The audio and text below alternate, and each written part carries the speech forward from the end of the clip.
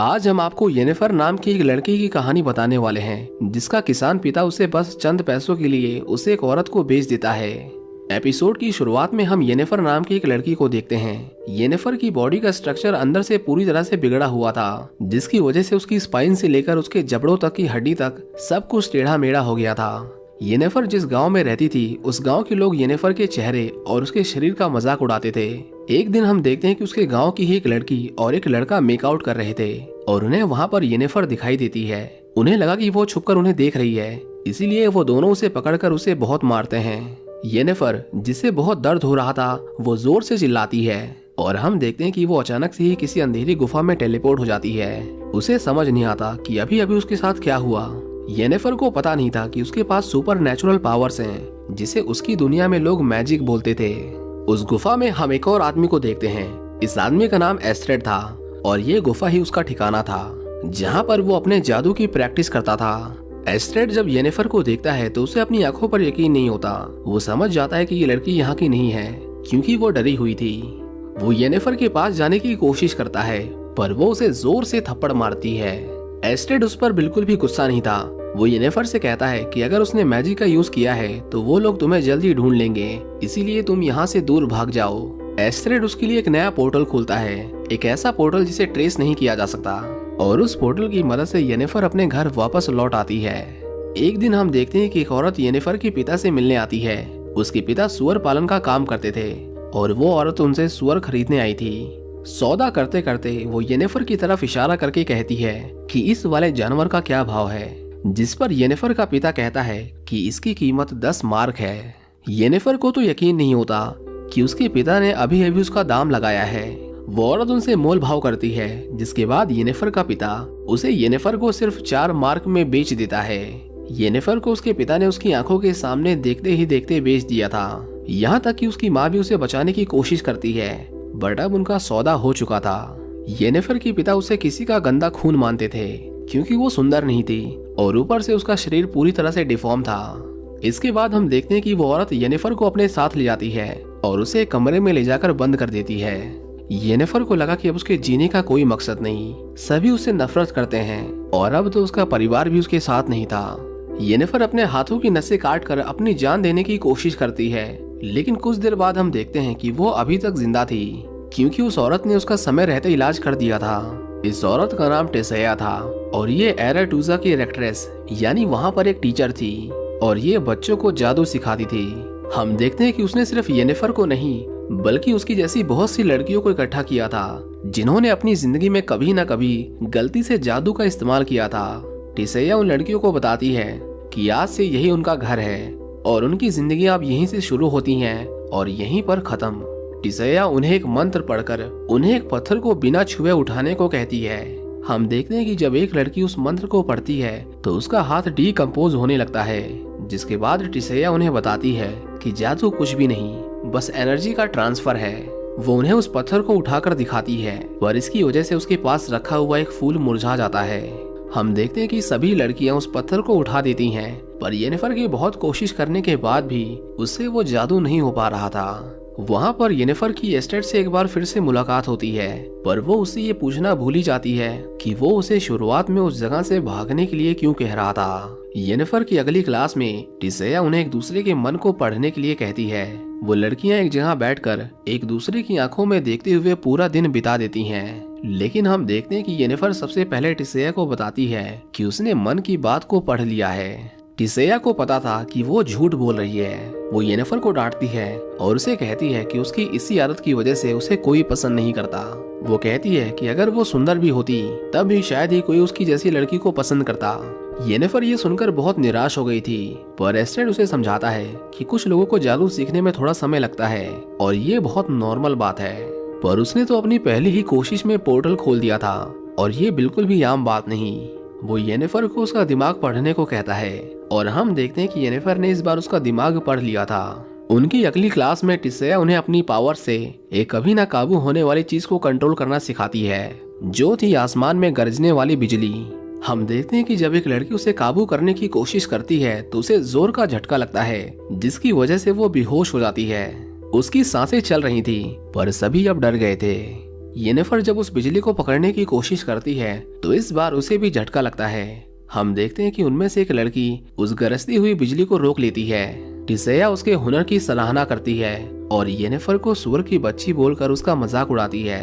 Jennifer से इस बार बर्दाश्त नहीं होता और वो गुस्से में आकर करंट को उस लड़की के ऊपर फेंक देती है। टिसैया ने उस लड़की को बचा लिया था और वो येनिफर को चेतावनी देती है कि उसे अपने अंदर की हलचल को शांत करना होगा, नहीं तो तुम खुद के और अपने आसपास के लोगों के लिए खतरा बन सकती हो।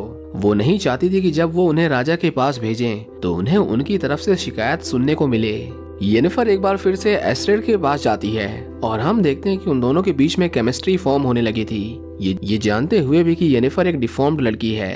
एस्ट्रेड उसे एक फूल देता है। उस फूल को छूकर जब वो एस्ट्रेड के कुछ मंत्रों को दोहराती है तो येनिफर एक बार फिर से उसी तरह का एक पोर्टल खोल देती है जिस तरह का पोर्टल उसने शुरुआत में खोला था। एस्ट्रेड को पता चलता है कि येनिफर के असली पिता एक एल्फ थे। एल्फ वो लोग थे जिन्होंने इंसानों को सबसे पहले जादू करना सिखाया, लेकिन इंसानों ने उन्हीं को धोखा दिया और उन्होंने हजारों एल्फ्स का कत्लेआम कर दिया। क्योंकि येनिफर के अंदर एक एल्फ का खून था, इसीलिए एक शराब के चलते उसके शरीर की ऐसी हालत हो गई थी। एक रात येनिफर देखती है कि टिसैया कुछ लड़कियों को एक छोटे से पॉन्ड के पास ले जाती है और उन्हें अपने जादू से एक ईल बना देती है। टिसैया को पता था कि येनिफर उसे छुपकर देख रही है, इसीलिए वो उसे सामने आने को कहती है। येनिफर उससे पूछती है कि उसने उन्हें ईल क्यों बना दिया, जिस पर टिसैया उसे पूरी बात नहीं बताती और उसे कहती है कि वो उसे भी उन्हीं की तरह बना देती, पर वो ईल बनने के क्राइटेरिया को पूरा नहीं करती।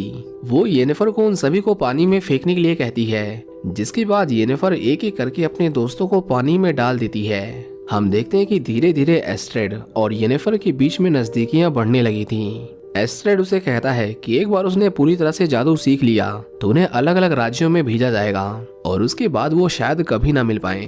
पर येनिफर उसे कहती है कि वो वापस अपने राज्य जाना चाहती है और वो वहाँ के राजा के लिए काम करना चाहती है, ताकि वो लोगों को दिखा सके कि उसके अंदर काबिलियत है और जिन लोगों ने उसका मजाक उड़ाया और उसे बदसूरत बोला था उन्हें उनके किए की सजा दे सके। इसके बाद येनिफर एक आदमी के पास जाती है। उस आदमी का काम था सभी लड़कियों को परफेक्ट करना, मतलब जिस किसी लड़की को भी राजाओं के पास भेजा जाता था उन्हें फिजिकली और मेंटली परफेक्ट बनना पड़ता था। वो आदमी येनिफर को अपने कुछ पुराने कामों को दिखाता है और उसे कहता है कि वो उसे सुंदर बना देगा। येनिफर जब खुद को आईने में देख रही थी तभी टिसैया उसे मिलने आती है। टिसैया उसे कहती है कि वो अपनी आंखें बंद करे और ऐसी लड़की के बारे में सोचे जो सबसे ताकतवर हो और उसे किसी से भी डर नहीं लगता। वो उसे उसके रंग रूप, उसके शरीर की बनावट के बारे में सोचने को कहती है।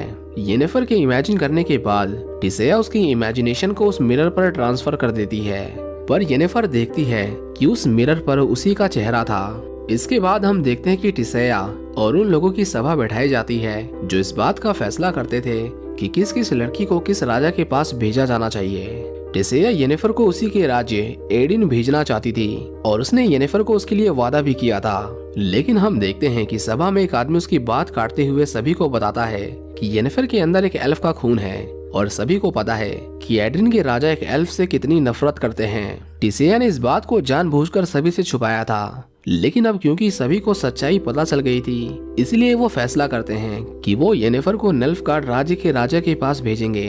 जब येनिफर को ये पता चलता है तो वो टिसैया से कहती है कि उसे एक बार सभा से बात करनी है, वो उसे नेल्फगार्ड नहीं भेज सकते।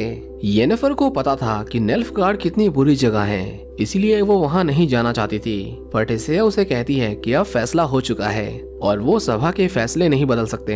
येनिफर ने अपने एल्फ पिता के बारे में सिर्फ एस्ट्रेड को बताया था। वो समझ जाती है कि उसी ने ये बात सभा को बताई है और वो शुरुआत से उसकी जासूसी कर रहा था। हम देखते हैं कि जिस दिन उन सभी लड़कियों को अलग अलग राज्यों के राजाओं के पास भेजने के लिए शपथ दिलवाई जा रही थी तो येनिफर उस सेरेमनी को अटेंड नहीं करती। एस्ट्रेड भी वहीं पर था। वो तुरंत येनिफर के पास जाता है और उसे सेरेमनी में चलने को कहता है, पर हम देखते हैं कि येनिफर एक पेपर पर अपने पिता के साइन करवाने जा रही थी ताकि वो सभा को इस बात का लिखित सबूत दे सके कि वो किसी एल्फ की बेटी नहीं है। एस्ट्रेड उसे कहता है कि अब ये सब बेकार है, उन्होंने फैसला कर लिया है और वो उसे नहीं बदलने वाले। येनिफर उस पर बहुत गुस्सा थी क्योंकि उसी की चापलूसी के चलते आज उसे निल्फगार्ड भेजा जा रहा था। एस्टेड उससे माफी मांगता है और उसे बताता है कि उसे निल्फगार्ड भी जाने की जरूरत नहीं। वो कहता है कि उसे रिसर्च डिपार्टमेंट का मेंबर बना दिया गया है और वो उसे भी अपने साथ उसी में शामिल कर लेगा। वो येनिफर से कहता है कि वो दोनों दुनिया घूमेंगे और नई नई चीजों की खोज करेंगे, पर येनिफर उसे बताती है कि उसे उसके साथ नहीं जाना।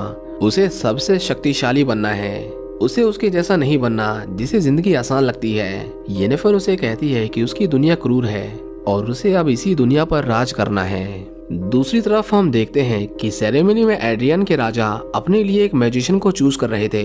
उसे उसके राज्य की ही कोई लड़की चाहिए थी, पर उन लोगों ने तो येनिफर को पहले ही इस पूरे खेल से निकाल दिया था। आखिर में राजा एक लड़की को चुन लेता है क्योंकि उसके पास इससे बेहतर कोई ऑप्शन नहीं था। हम देखते हैं कि येनिफर उस इंचेंटर के पास जाती है और उसे कहती है कि वो उसके शरीर को ठीक कर दे। एन्चेंटर येनिफर को कहता है कि अगर उसने ऐसा किया तो सभा के सभी लोग उसकी गर्दन काट देंगे, पर येनिफर उसे कहती है कि वो बस वो काम करे जिसे करने में वो माहिर है और अगर वो लोगों से डरता है तो उसे इस काम को छोड़ देना चाहिए। एन्चेंटर को अपने जादू पर बहुत घमंड था और उसे येनिफर की बातें बहुत चुभती हैं, पर फिर भी वो उसे जादू करने से मना कर देता है क्योंकि उसे बेहोश करने के लिए जो दवाई बनानी थी उसे बनाने में समय लगता और जब तक वो दवाई बनाता तब तक शायद बहुत देर हो जाती। येनिफर उसे कहती है कि वो ऐसे ही अपना जादू करे। एन्चेंटर उसे कहता है कि पर इसमें उसे बहुत दर्द होगा, लेकिन हम देखते हैं कि येनिफर को अब इससे कोई फर्क नहीं पड़ता था। सुंदर बनने के लिए येनिफर को अपने गर्भ की कुर्बानी देनी पड़ती, जिसका मतलब था कि वो कभी किसी बच्चे को जन्म नहीं दे पाएगी। एन्चेंटर येनिफर के गर्भ को उसके शरीर से निकाल लेता है और उसका एक पेस्ट बनाकर उसे जेनिफर की उन पार्ट्स पर लगाता है जिनकी वजह से येनिफर बदसूरत दिखती थी।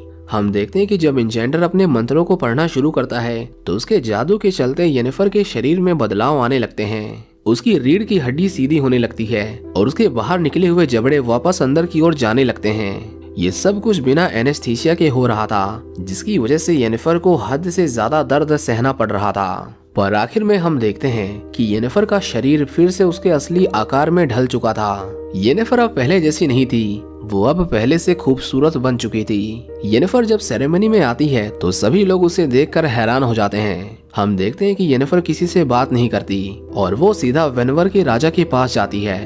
वो राजा उसकी खूबसूरती देखकर उस पर फिदा हो गया था और जब येनिफर उसे बताती है कि वो भी वेनबर्ग से है तो राजा अपनी पसंद की हुई लड़की का हाथ छोड़कर येनिफर के साथ डांस करने लगता है, जिसका मतलब ये था कि उसने येनिफर को अपने राज्य के लिए चुन लिया था।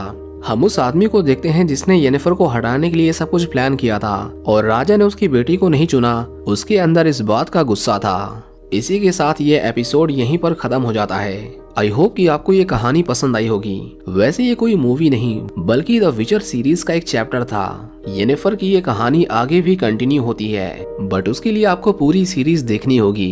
इसी के साथ ये वीडियो यहीं पर खत्म होती है। Thank you for watching. See you in the next one.